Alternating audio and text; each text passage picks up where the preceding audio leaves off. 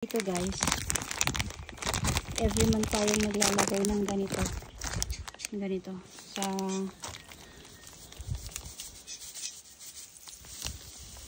ating roses. Yan ang mga roses natin.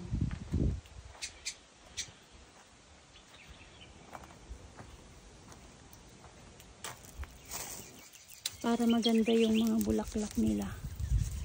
Yan.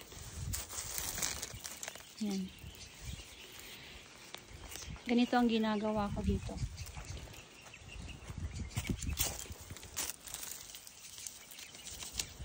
Kahit hindi mo sila maanuhan ng tubig. Kasi minsan malamig naman dito. Yung klima dito is okay naman. Ayan.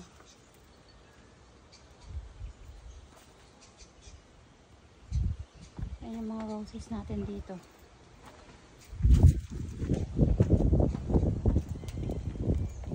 Parang bagyo lang siya. Ayan.